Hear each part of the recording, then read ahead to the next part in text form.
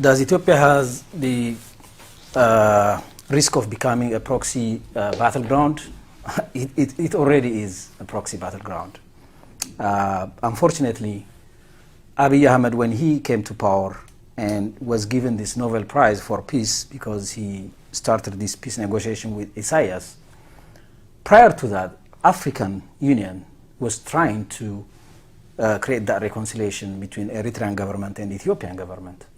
Instead of going to Africans and asking them to help them create that peace, where did he go? He went to bin Salman of Saudi Arabia and bin Zayed of United Arab Emirates. There is an interest thing. Nobody knows what they negotiated. Nobody knows what they agreed. I'm sorry, even the Amhara elites do not know, the Tigray elites do not know. Nobody knows what they agreed there. Now, all this financial support for this war comes from the United Arab Emirates to Abiy and bin Salman of Saudi Arabia. Why? We should ask why. Everything comes with interest, right? There is a give and take. So why is Abiy getting all this support, financial support from the bin Salman and bin Zayed? We have to ask this question. He has already sold Ethiopian sovereignty to them. They built the Ethiopian Defense Head Office in Addis Ababa.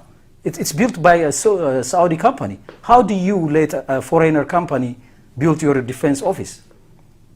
It's a security threat for Ethiopia. By the way, General Saara was killed for that reason, because he said no. Now the point is, he sold. Now he already promised the Turkish government that he would sell them what percentage of Ethiopian Airlines. This guy is selling Ethiopia like a cheap card. So already the Ethiopian coffin is out of money, out of currency. Because he likes gadgets.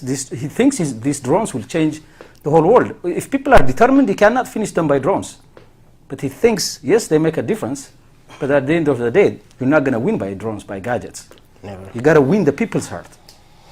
So unfortunately, this guy already opened that opportunity for these wannabe superpowers like the Arab Emiratis and wannabe superpowers like Iranians and Turkish. He has already opened that opportunity for a proxy war.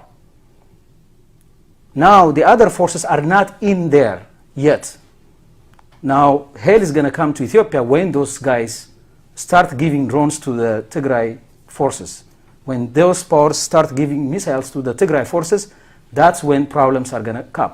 When those powers start giving these lethal weapons to the Oromo Liberation Army, that's when problems are going to show up. The real proxy war is going to start there. Until now, the other side is watching with patience. But Abiy has already opened that opportunity. So, especially Africans, I think, should see the things as they are. The Ethiopian government that we have today has already caused a lot of problem for Ethiopia. By the way, Girma was mentioning, TPLF had its own failures, a lot of problems, which all of us understand. But at least at the TPLF time, there was economical growth. There was a double-digit economical growth. There was people's lives increased by 20 years. Can you believe that? So despite all the problems politically, 50 universities, government-owned universities, the privately owned, hundreds of them were opened. While in Eritrea, now Abiy's friend Isaias Afwerki closed the only one university that was in Eritrea. So now, who is he a friend with? Now, there are symptoms that you can tell a dictator. The first one is he always swears by the motherland or by the fatherland, like Hitler did. Hitler mobilized the people by the name of the fatherland. Always he praised the fatherland Germany. Abiy is doing the same thing, the motherland Ethiopia. But is it true? Does he care about the Amhara people? Does he care about the Oromo people? Does he care about the Tigray people? Those are Ethiopia. Those people are what we call Ethiopia. But he likes the name, not the people. The second symptom of a dictator is they always blame it on the foreign media. Always. Pick any dictator. They are always blaming CNN. They are always blaming the Telegraph or whatever. So that's another symptom. The third symptom, They are always blaming these international organizations, the UN, the WFP, as Yezi was saying. These are great organizations trying to save lives. There is no reason they would prefer to support TPLF over Abiy. Their purpose is to save lives, and Abiy is blocking them not to do that. So my point is the proxy war has already started. It will be worse.